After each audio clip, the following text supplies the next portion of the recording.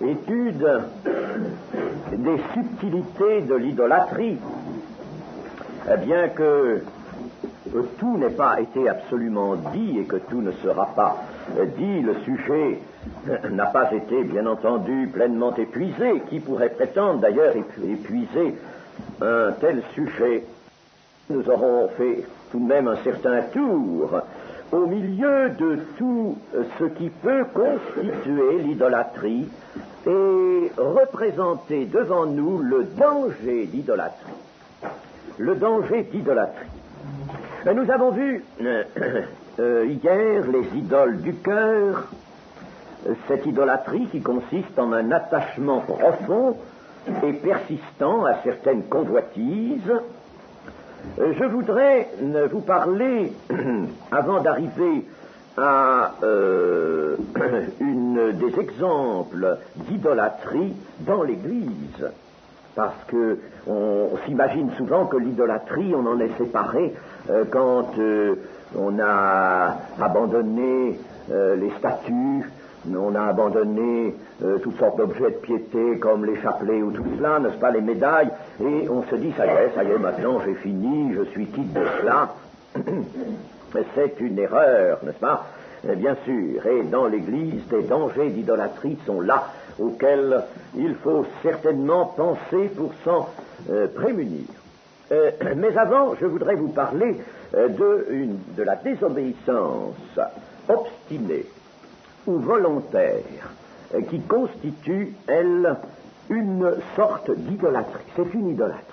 Parce que nous avons défini l'idolâtrie, n'est-ce pas, comme tout ce qui est représentation qui nous sépare de Dieu, nous éloigne de Dieu, qui prend la place de Dieu, se substitue à Dieu. C'est ça, n'est-ce pas, l'idole. C'est une chose qui se substitue à Dieu, quelle qu'elle soit, et qui nous voile la personne de Dieu. Lisons dans 1 Samuel 15, 23.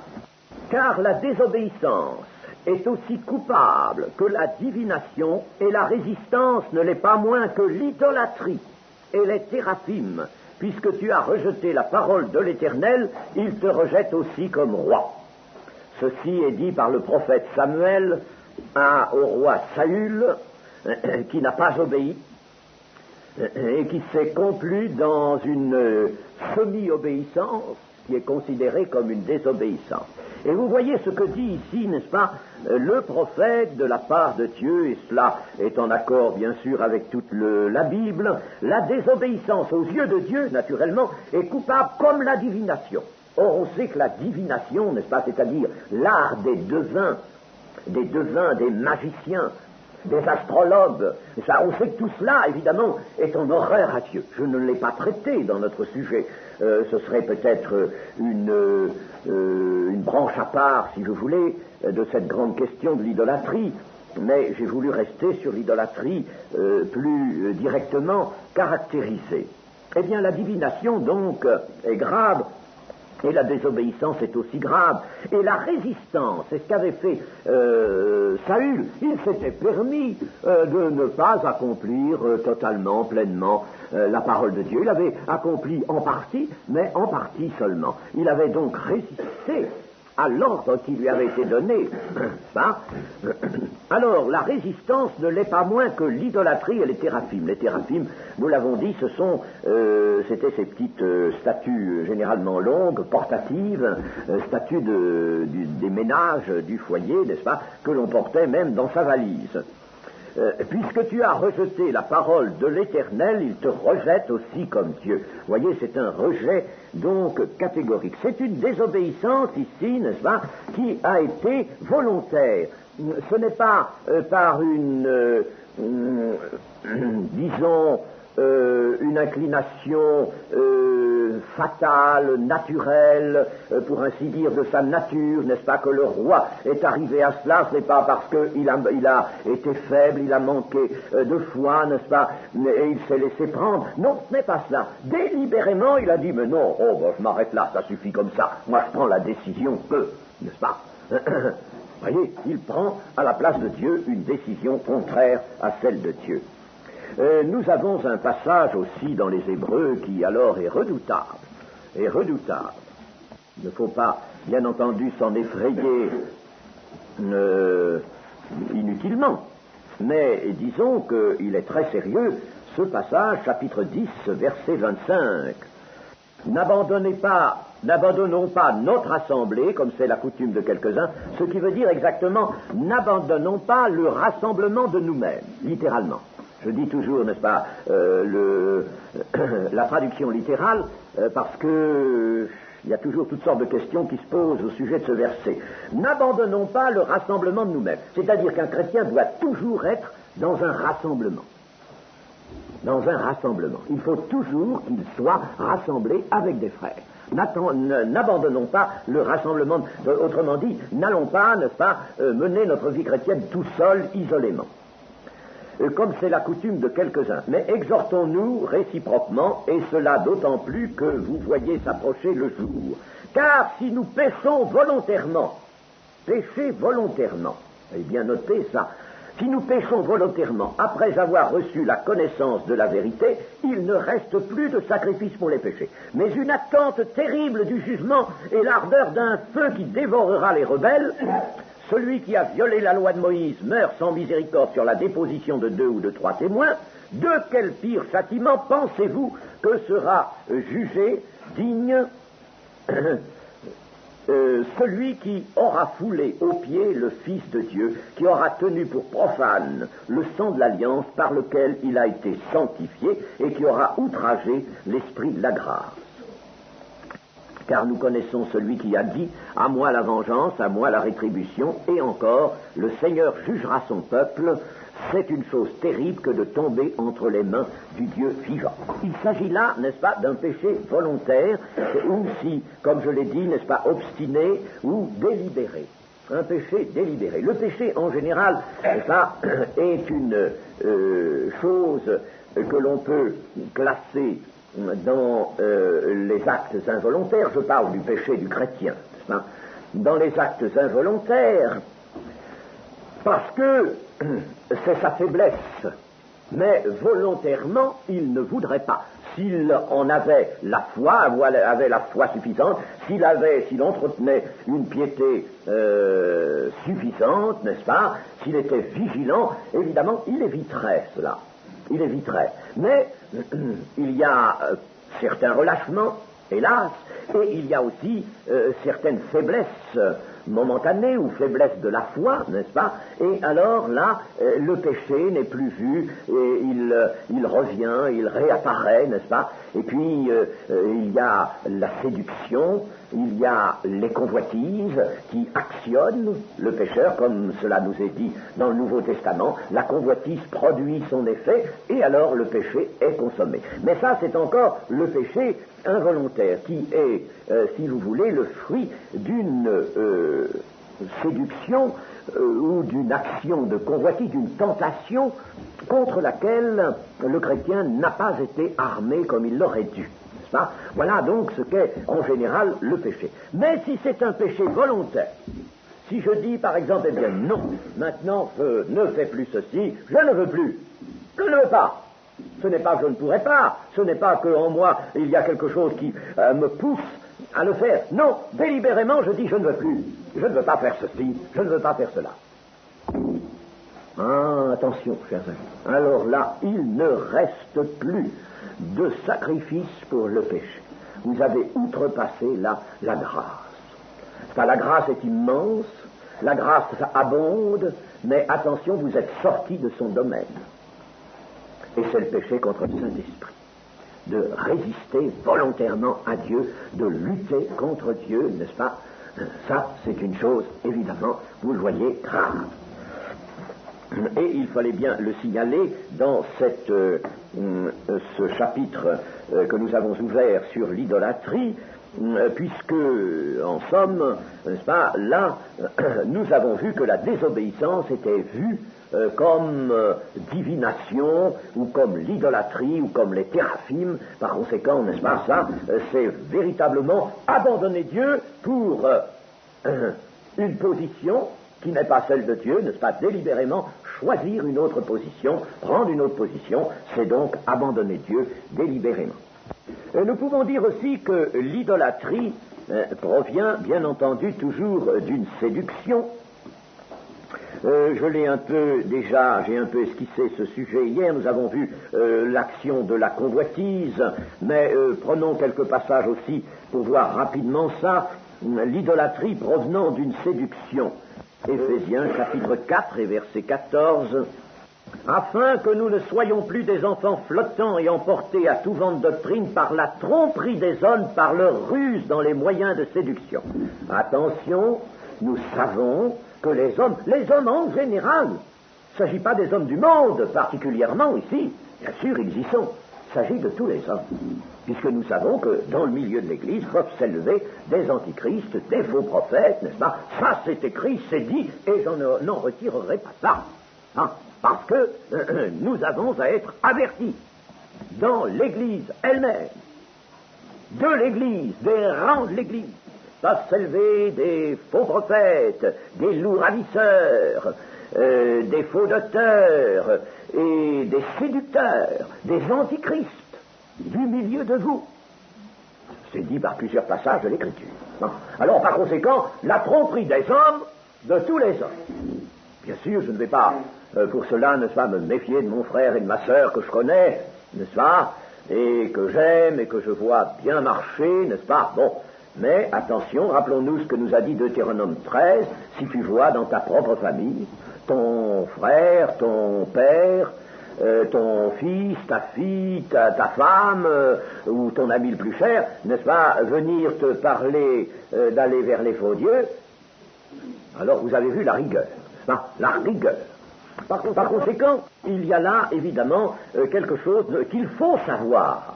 Ce n'est pas qu'il faut en faire une montagne, mais il faut savoir, n'est-ce pas, que l'on peut être flottant et emporté à tout vent de doctrine par la tromperie des hommes, par leur ruse dans les moyens de séduction. Alors, n'acceptez pas tout ce que vous lisez, n'acceptez pas tout ce que l'on vous dit, acceptez de ceux, d'abord, soyez vous-même, n'est-ce pas, des gens de la Bible, soyez comme les Béréens qui vérifiaient dans la Bible tout ce qu'on leur disait, ils y réfléchissaient. Et soyez donc, n'est-ce pas, attentifs, quand quelqu'un vous parle, bon, il doit avoir l'esprit, il doit parler par l'esprit de Dieu. Mais vous aussi, vous avez l'esprit, vous qui écoutez. Ceux qui écoutent doivent avoir l'esprit aussi, l'esprit de Dieu. Et par conséquent, ça, l'apôtre Paul dit, examinez toutes choses, jugez de tout et retenez ce qui est bon. Mais il faut recevoir d'hommes dont on voit les fruits. Il n'y a pas à tergiverser avec cela. C'est une consigne sérieuse et que personne ne peut dénier. Il faut, pour entendre la parole de quelqu'un, voir ses fruits, le voir vivre à côté de lui, savoir comment il vit. Un monsieur de passage, il peut être recommandé à l'église. Ah, ça existe aussi. Une recommandation qui est faite à l'église, il est connu, n'est-ce pas, il vient dans l'église, bon, c'est très bien. Mais attention, n'est-ce pas, si c'est un homme que l'on ne connaît pas bien dans l'église, n'est-ce pas, eh bien... un homme que l'on ne connaît pas bien, un homme dont on ne sait pas, on ne sait rien de sa vie, n'est-ce pas? Eh bien, on ne devrait pas l'écouter. On ne devrait pas lui donner la parole. Ils reconnaissez-les à leurs fruits.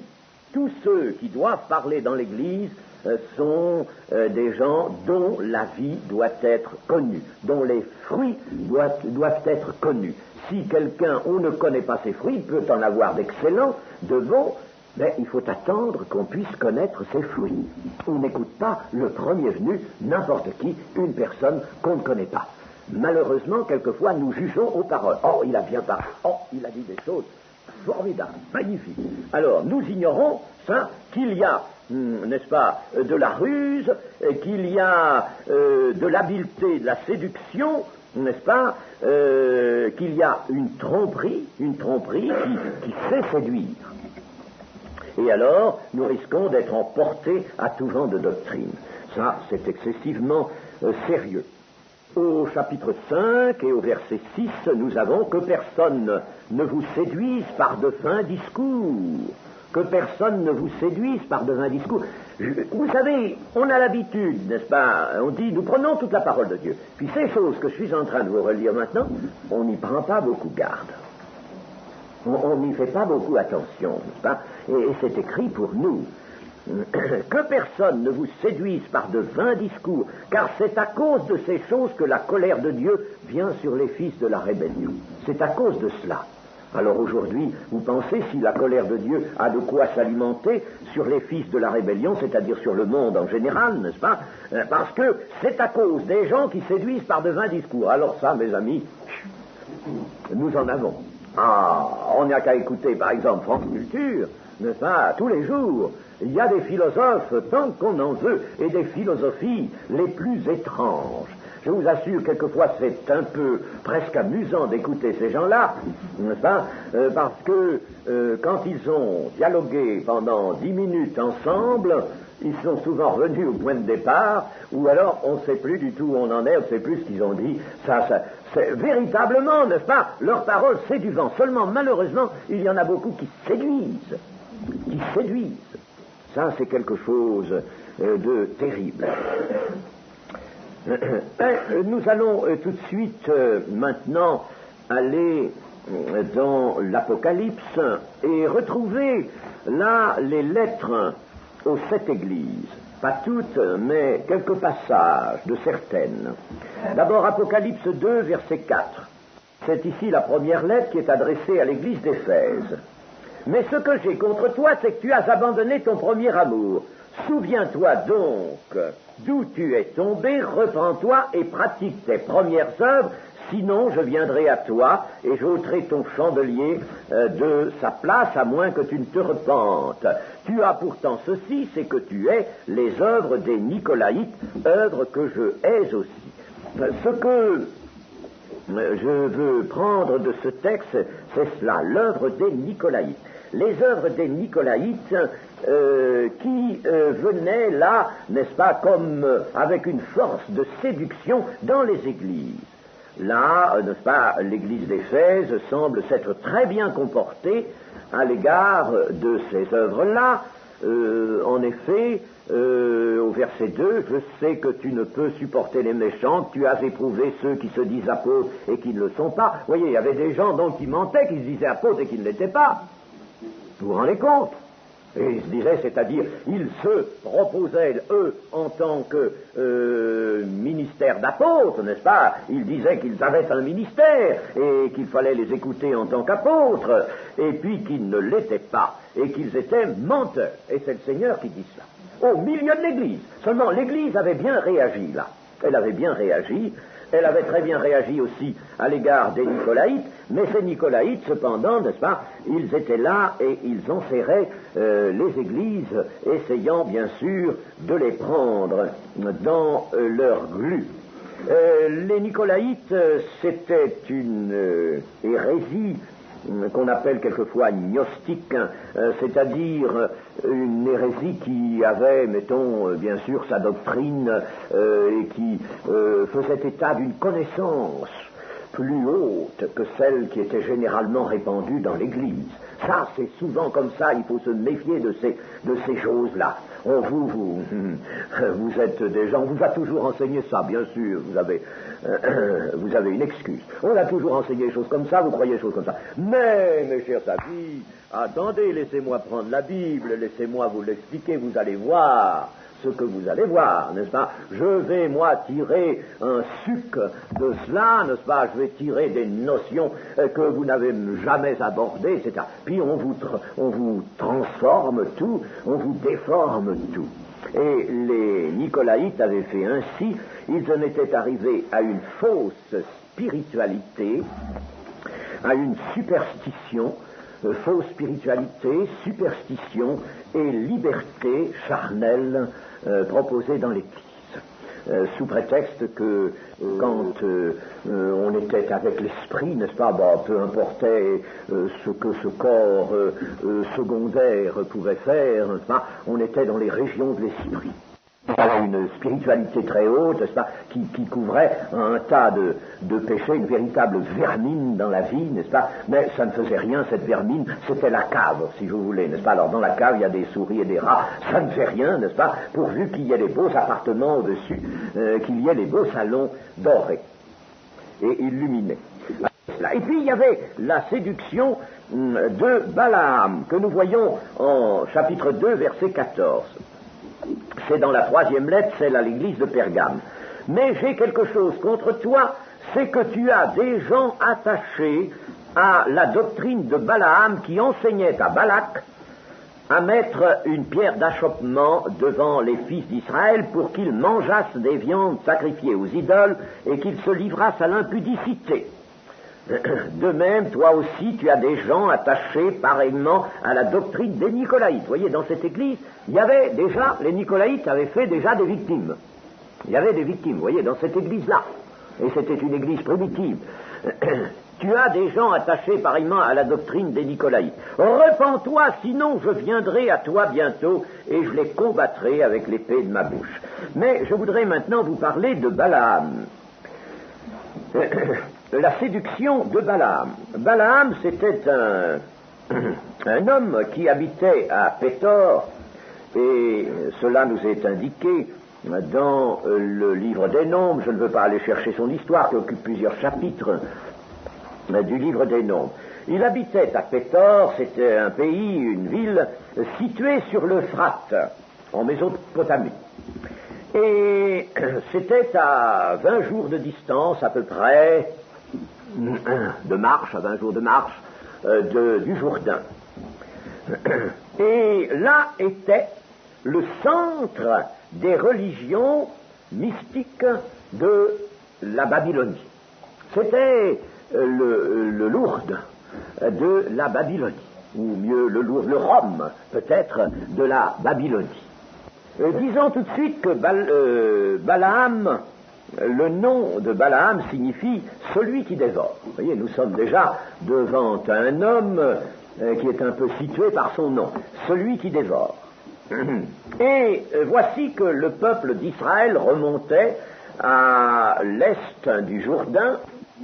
Nous avons ici une interruption de l'enregistrement due à une coupure de courant, au cours de laquelle nous sommes ramenés au livre des Nombres, chapitre 22, verset 5, montrant comment Balak voulait faire succomber le peuple d'Israël en s'adressant à Balaam. Alors il envoie une délégation à Balaam pour lui demander de venir maudire le peuple d'Israël. Il croyait à cette malédiction que le devin, car c'était un devin, pouvait prononcer sur le peuple. Balak, lui, a un nom dont la signification n'est guère plus avantageuse que Balaam, parce que ça signifie « il ravage ». Il ravage. Alors, voyez quel... et puis alors, il était fils, comme dit le livre des Nombres, Balak, roi de Madian, fils de Tsippor, et Tsippor voulait dire oiseau. Alors, il ravage, n'est-ce pas? Il était fils de celui qui s'appelait oiseau, oiseau de proie, il ravage. C'est curieux comme les noms, n'est-ce pas, dans la Bible ont un sens, et le sens correspond au caractère, et on peut dire à la conduite des gens. Ce que je vous signale en passant, c'est que Nicolaïte qui venait de Nicolas, Nicolas a en grec la même signification que Balaam en hébreu, c'est-à-dire il dévore. Enfin, il dévore. Alors ce Nicolas a été lui aussi quelqu'un qui dévorait les enfants de Dieu. Alors Balak envoie donc une expédition à Balaam qui, lui, veut consulter l'Éternel. Il veut consulter, c'est une chose assez curieuse, et on s'est souvent mépris, on a cru que Balaam était un prophète, pas un prophète de Dieu. Mais qu'est-ce qu'il ferait là-bas sur l'Euphrate, dans la région à peu près d'où était parti, de Charan, où était parti Abraham, n'est-ce pas, et où était la famille d'Abraham? Qu'est-ce qu'il ferait là-bas?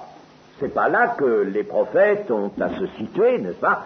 Il est possible qu'il ait eu une certaine parenté avec le peuple d'Israël, mais cette parenté, il pouvait être de Sem, n'est-ce pas, de la tribu de Sem, mais c'était par Lot.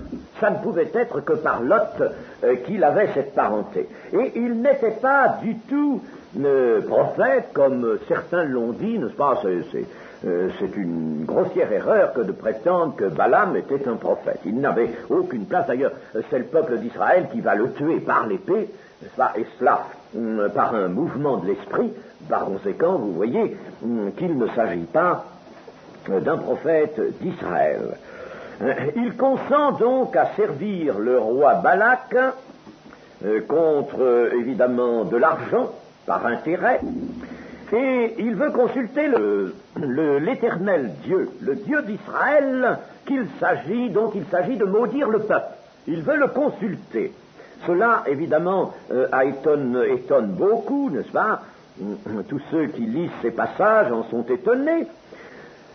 Mais nous pouvons dire de Balaam qu'il emploie des moyens qui ne sont pas ceux des vrais prophètes. Il emploie, par exemple, des incantations, n'est-ce pas, ce qui le distingue, alors là, d'une façon très nette, des prophètes d'Israël. Et puis, il travaille pour un salaire. Il ne porte non pas le nom d'ailleurs de prophète, c'est-à-dire de Nabi, ou celui de Chosé, Nabi qui veut dire prophète, Chosé qui veut dire voyant, mais il porte celui de Kosem, qui veut dire devin. Dans Josué, au chapitre 13, il est appelé le Kosem, c'est-à-dire le devin.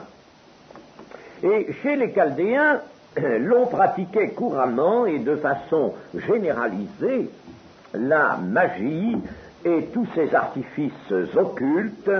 On consultait les dieux par toutes sortes de moyens et à tout propos, et les moyens par lesquels on consultait les dieux étaient des moyens tout à fait idolâtres, bien sûr, les moyens de l'idolâtrie, c'était des moyens superstitieux, tous superstitieux. Je vais vous dire ce que veut dire d'ailleurs superstition.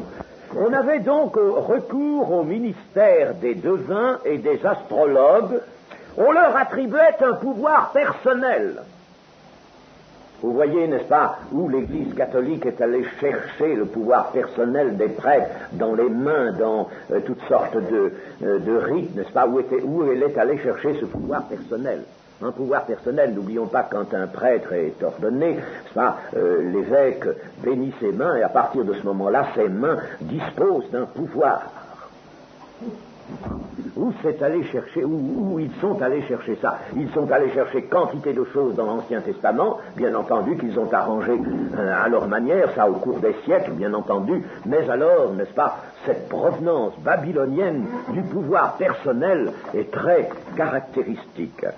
Donc, on attribuait à ces devins un pouvoir personnel. C'est pourquoi Balak va chercher Balaam en lui disant « Viens maudire, si tu viens maudire, il est certain que ce peuple va être détruit. » On peut dire que, d'ailleurs, tous ces devins et ces astrologues, comme Balaam, étaient en quelque sorte des sorciers. Ce serait en Afrique, on les appellerait des sorciers. Et l'on se représentait l'Éternel, le Dieu des Israélites, comme on l'appelait, le Dieu des Israélites. Le Dieu, on savait que l'Éternel, c'était le Dieu des Israélites. Et on se le représentait comme les autres dieux, c'est-à-dire comme un Dieu qui, changeant, avec lequel on pouvait au besoin composer et s'entendre. Et vous voyez que ce que fait Balaam en consultant l'Éternel, c'est ça, il veut composer, il veut s'entendre. On cherchait de s'entendre. Bon, Balak me demande ça. Bon, oui, mais attention, il s'agit d'Israël. Bon, alors on va consulter son Dieu à lui, le Dieu d'Israël. On va essayer de s'entendre avec lui. Peut-être on va trouver, n'est-ce pas, le moyen de s'entendre. Voyez-vous, c'était dans cet esprit-là, c'est-à-dire un esprit abominable. On entendait se servir de Dieu, le cas échéant, comme on se servait des autres dieux, on entendait se servir de l'Éternel Dieu, mais non pas le servir. Et c'est ça, n'est-ce pas, qu'il faut voir quand suis aperçu qu'à certains moments, on faisait de Balaam un véritable prophète et qu'on le mettait au rang de prophète. Moi, je sais pas, ça m'épouvante, ces choses-là, n'est-ce pas? Parce que c'est très net. Vous voyez bien qu'il veut se servir de l'Éternel pour un dessein qu'il a, n'est-ce pas? On vient de lui demander quelque chose, bon, il voudrait répondre à Balak, parce qu'il aime bien l'argent. Ah, il aime beaucoup l'argent. Enfin, il voudrait bien faire ce que Balak lui demande. C'est un roi qui est riche. Hein. Alors, il consulte l'Éternel, il essaie de s'entendre à l'Éternel. Vous voyez dans quel esprit? Pour se servir de l'Éternel, mais jamais dans l'esprit de servir. Tandis que les prophètes d'Israël servent l'Éternel. Ils ne viennent pas vers l'Éternel pour se servir, ils servent. Et je dirais des ministères maintenant que les ministères ne sont pas là pour se servir, mais pour servir l'Éternel auprès des autres âmes. Un ministère, c'est cela. Il sert, c'est pas pour lui. C'est pas pour lui. Le Seigneur a dit, je ne suis pas venu pour être servi, mais pour servir. Et ses disciples et ceux qui ont ministère sont ainsi, ils ne sont pas là pour se servir. Nous ne sommes pas là au milieu des autres, de nos frères, nos sœurs, pour les utiliser à notre avantage, à nous. Vous ferez remarquer, chers amis, que ici, à Périgueux, eh bien, vous demandons quelquefois des petits services quand vous voulez bien les rendre, spontanément, mais on vous en demande très peu. Et en tout cas, vous pouvez voir que moi, je ne vous demande rien. Rien. Et j'ai toujours pris ce pli de ne jamais rien demander à mes frères et mes sœurs, même quand j'avais besoin, n'est-ce pas? Je ne demande pas, parce qu'on n'est pas venu dans l'Église pour se servir, mais pour servir. Et alors, Balak, je passe l'épisode de l'ânesse qui parle, n'est-ce pas? Bon, je ne veux pas raconter toute l'histoire de Balaam, mais disons que quand Balaam arrive là, devant le peuple, là, en Madian, alors, il essaie plusieurs fois, il ne peut pas le maudire. Et chaque fois qu'il ouvre la bouche, c'est pour le bénir. Voilà, n'est-ce pas, que l'Éternel change ses paroles, il prononce alors là, évidemment, des prophéties, parce que c'est Dieu qui le prend comme une machine, n'est-ce pas, en quelque sorte, n'est-ce pas, et l'oblige à parler d'une certaine manière. Alors il bénit le peuple, et alors il en est même navré, il dit à Balak lui fait des reproches. Je t'ai appelé pour maudire, et puis tu bénis, qu'est-ce que ça veut dire, ça? Alors, il lui dit, écoute, je peux pas. Alors après, n'est-ce pas, comme les tentatives ont été infructueuses, alors il prend Balak à part, et puis il lui dit, écoute, je vais te donner un petit conseil. Parce que tout de même, n'est-ce pas, il y avait une petite rémunération, il y tenait à sa petite rémunération, et il n'avait pas pu faire ce que Balak lui avait demandé, alors il fallait bien qu'il l'obtienne autrement. Alors, il lui dit, écoute, tu vas faire une chose. Ah, il faut être malin, il faut être habile. Et vous savez que le séducteur est le malin, n'est-ce pas? Alors, tu vas faire une chose. On ne peut pas maudire, c'est pas possible. Le peuple de l'Éternel, qu'est-ce que tu veux? Ce Dieu ne se laisse pas circonvenir, n'est-ce pas? Il n'y a rien à faire. Rien à faire, on ne peut pas. Bon, il est fort, il est puissant, comme tu que j'y fasse. Je ne peux pas. Alors, écoute, tu vas faire une chose. Tu vas agir en sorte que ce sera leur Dieu lui-même, Jéhovah, l'Éternel, le Dieu d'Israël, qui va les punir eux-mêmes, qui va les châtier, qui va faire peser sur eux, n'est-ce pas, une malédiction. Tu vas voir. On va amener leur Dieu à les maudire lui-même, à les châtier lui-même, n'est-ce pas? Tu vas voir cela. Alors, pour faire ça, écoute, c'est bien simple. Tu disposes dans ton peuple de pas mal de filles, là, ça, de belles filles, tu vas les habiller bien comme il faut, n'est-ce pas? Et puis, tu vas les faire danser, tout ça. Puis, tu vas appeler un peu les fils de ce peuple d'Israël. Tu vas les appeler. Tu les appelles, tu les amènes un petit peu au contact, là. Ils vont s'amuser, ils vont danser, n'est-ce pas, la jeunesse, voyez-vous, c'est très bien. Ils vont danser ensemble. Et puis, quand ce sera fait, les filles qui auront séduit déjà, n'est-ce pas, tous ces garçons venus d'Israël, alors ces filles-là, tu leur diras, n'est-ce pas, que le moment venu, elles leur suggèrent de venir à la fête de tes dieux, à toi, Madian, Balak, de tes dieux. Tu vas faire des fêtes pour tes dieux, et tu vas les amener, ces dieux. Là, c'est ce qu'on appelle, dans la loi du peuple d'Israël, c'est ce qu'on appelle l'idolâtrie, n'est-ce pas? Alors, ils vont être livrés à l'idolâtrie, et leur Dieu va être obligé de les châtier. Tu vas avoir, par cette voie détournée, tu vois, n'est-ce pas? Tu vas avoir tout de même ce que tu désires, n'est-ce pas? Bon, alors donne-moi quand même une petite récompense, n'est-ce pas? Et alors, c'est ce qui a été dans le Nouveau Testament, n'est-ce pas, retenu, n'est-ce pas, plusieurs fois, il y a plusieurs passages qui en parlent de ce Balaam, de la voix de Balaam, et c'est resté comme un type, cette voix de Balaam, n'est-ce pas, et qui, ne pouvant pas agir de front directement contre le peuple de Dieu, on ne peut pas. Si le peuple de Dieu reste fidèle, on ne peut rien contre lui. Mais on peut quelque chose par un biais, par la séduction, n'est-ce pas? Alors, faire venir la séduction, n'est-ce pas? Et puis l'amener à l'idolâtrie, une forme d'idolâtrie. Alors son Dieu est obligé sa colère s'allume et il est obligé de sanctionner. Et c'est ce qui est arrivé en Madian, n'est-ce pas? Où des quantités d'Israélites ont été frappés. Et ont été frappés par Dieu. Ça n'a pas empêché le peuple de continuer sa voie et de servir Dieu, mais quand même, n'est-ce pas, il a été durement frappé parce qu'il s'est livré c'est l'affaire qu'on appelle de Baal Péor, n'est-ce pas, en Madian. Là, il s'est livré à l'idolâtrie, il est allé aux fêtes des dieux de Madian, n'est-ce pas, et même, alors ils ont pris des filles après, et ils les ont ramenées, des filles de Madian, ils les ont ramenées dans le peuple, et avec ces filles, ils ramenaient évidemment l'idolâtrie, n'est-ce pas? Et alors l'idolâtrie risquait de s'étendre dans le peuple d'Israël. Dieu a réagi d'une façon catégorique, naturellement. Vous voyez, n'est-ce pas, comment agit la séduction. L'affaire de Baal, Péor, Balaam, qui met une pierre d'achoppement. Mettre une pierre d'achoppement. Pierre d'achoppement, c'était la séduction par les filles, n'est-ce pas, par les filles, pour les amener au faux Dieu. Vous voyez, n'est-ce pas, toujours comme ça, n'est-ce pas, la séduction, ça, ces filles toutes gentilles, toutes aimables, toutes fraîches, n'est-ce pas, oui, alors la séduction pour aller au faux Dieu. Méfions-nous, nous, de la séduction.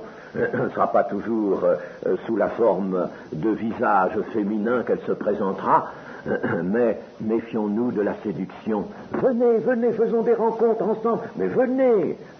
Ah, chers amis, je suis certain qu'il y a là une séduction en ce moment qui nous guette, qui cherche à nous atteindre, chers amis. Ne soyons pas faibles, ne soyons pas aveugles, mais prenons bien garde à cela. Elle est dangereuse. Qu'est-ce que c'est que la superstition? Eh bien, la superstition, il faut le savoir, parce qu'il y en a énormément autour de nous. La superstition, c'est une déviation du sentiment religieux. Cette déviation portant à donner un caractère magique, une valeur sacrée à certaines pratiques qui en réalité ne sont rien du tout, sont vaines, sont absolument vaines. C'est aussi une croyance sans aucun fondement. Une croyance qui n'a pas de fondement, ça confine à la superstition. Mais la superstition par elle-même, c'est cette déviation du sentiment religieux. C'est un sentiment religieux dévié, n'est-ce pas? Et qui, alors, conduit vers, n'est-ce pas, la recherche d'une action magique, derrière un rite, par exemple, n'est-ce pas, le sacrement est exactement cela. L'idée de sacrement est fausse, c'est une déviation du sentiment religieux. L'idée de sacrement contient justement, n'est-ce pas, cette recherche de l'action magique, l'opus operatum, hein, et cet opus operatum que l'on connaît bien qui est la base, l'essence même du sacrement, n'est autre chose qu'une superstition, une déviation du sentiment religieux. Eh bien, allez demander au Seigneur si la superstition lui plaît, n'est-ce pas, et vous verrez, n'est-ce pas, quelle réponse il vous donnera. Mais déjà, sa parole vous donne la réponse. Et puis, nous avons toutes sortes de séductions dont je pourrais encore parler dans l'Écriture, mais je veux m'arrêter là. Il y a la Jézabel aussi, n'est-ce pas, dans le chapitre 2, ça c'est Jézabel, c'est à Thyatire que ça se passe. Jézabel, c'est une femme qui se dit prophétesse. C'est une séduction alors différente de celle de Balaam. C'est un faux enseignement qui pénètre dans l'Église et qui s'accompagne d'impudicité et d'idolâtrie. Mais attention, l'impudicité est aussi l'image de l'infidélité à Dieu dans les Écritures. Impudicité veut souvent dire tout simplement l'infidélité à Dieu. Et la sanction du Seigneur est catégorique. Là, dans cette 4e lettre, eh bien, s'ils ne se repentent pas, s'ils ne changent pas bientôt, je ferai mourir de mort ces enfants. C'est une lettre à l'Église. C'est pas au peuple d'Israël, c'est à l'Église. C'est le Seigneur parlant à l'Église. Je ferai mourir de mort ces enfants. Enfin, pour terminer, puisque nous voulons abandonner ce sujet maintenant, on en reprendra d'autres samedi, nous pouvons dire qu'il y a aussi quelque chose que nous avons à craindre dans notre propre vie, à nous, sans que l'extérieur même agisse sur nous, je veux dire sans que des faux prophètes, des séducteurs, n'est-ce pas, viennent nous atteindre. N'oublions pas que idole signifie, selon le grec, signifie image. Et il y a des images qui ne sont pas matérialisées, mais des images qui sont dans la pensée.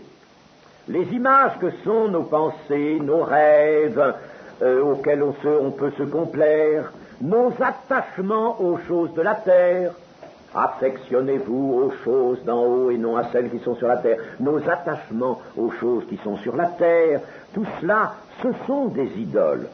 Que ce soit des choses réelles ou que ce soit des choses irréelles, qui se présentent constamment à notre esprit, eh bien ces choses voilent notre regard sur le Christ. Elles voilent notre regard sur le Christ. Nos pensées, c'est une sorte souvent de cinéma. Il y a des gens qui pensent trop et qui pensent mal. C'est une sorte de cinéma, une succession d'images, d'esprits, qui se substituent à l'esprit d'attente et d'adoration de Dieu. Quand, n'est-ce pas, on se réjouit en pensée de quelque chose qu'on va faire, de quelque chose qu'on a, qu'on possède, quand on rêve à quelque chose que l'on désire, etc., n'est-ce pas, qu'on laisse aller même son imagination, etc., on est coupé de l'adoration du vrai Dieu, on est coupé, n'est-ce pas, de l'esprit d'attente. Et l'on ne peut pas dire que l'on aime son Dieu de toute sa force, de toute sa pensée, de toute son âme, n'est-ce pas? Non, pas du tout, ce n'est pas vrai.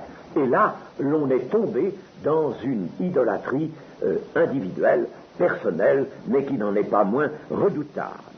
Il faut aussi viser les satisfactions de la terre, les bénédictions de Dieu elles-mêmes peuvent être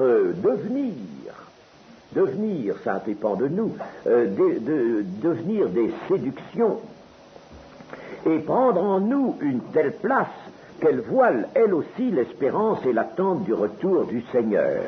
Les satisfactions de la terre. Le Seigneur en a parlé d'un mot, mammon.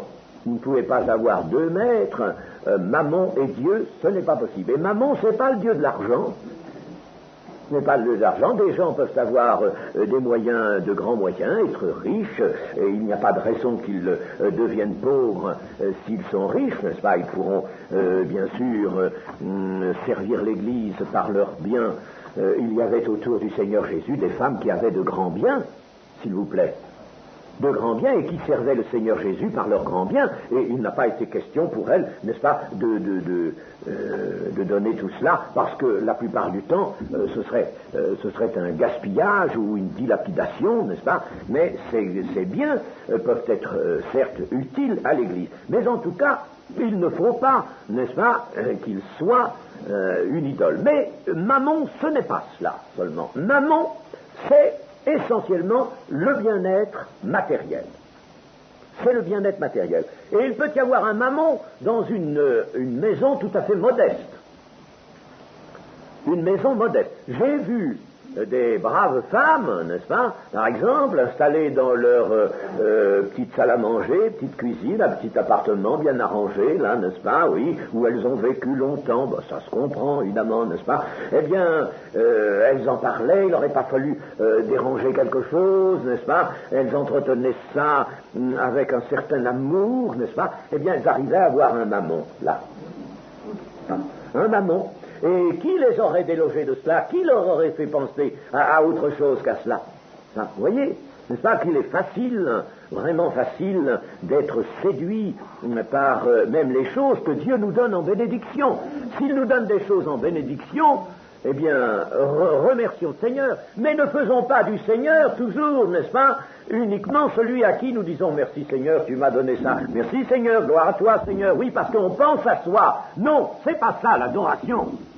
Il peut y avoir des gens qui disent tout le temps alléluia, oui, merci Seigneur, gloire à toi, oh Seigneur, tu m'as comblé, merci, parce qu'elles se réjouissent de ce qu'elles ont reçu du Seigneur et qu'elles voient comme des bénédictions. C'est bien de le voir comme des bénédictions. Mais en réalité, elles voient surtout le fait de ces bénédictions, elles voient surtout ce qu'elles en ont retiré comme bien-être, comme satisfaction personnelle. Et c'est la joie de ces satisfactions-là, n'est-ce pas, qui leur fait dire, parce qu'elles ne veulent pas rompre, évidemment, n'est-ce pas, leur fait dire cela. Mais quant à servir vraiment Dieu, il n'en est pas question. Quant à l'adorer vraiment du fond de son cœur, il n'en est pas non plus question. Alors là, il y a idolâtrie. Il y a idolâtrie. Vous voyez, n'est-ce pas, comme la chose est subtile et combien nous avons besoin de nous examiner chacun, n'est-ce pas, nous examiner nous-mêmes pour savoir si nous sommes dans la foi, dit l'Écriture. Et si nous ne sommes pas tombés dans quelque ornière, dans quelque fondrière, et si nous ne sommes pas, nous, en train d'adorer quelque chose, tout en disant alléluia, Seigneur, merci Seigneur, gloire à toi, tu m'as comblé, merci Seigneur. C'est pas ça, l'adoration du vrai Dieu.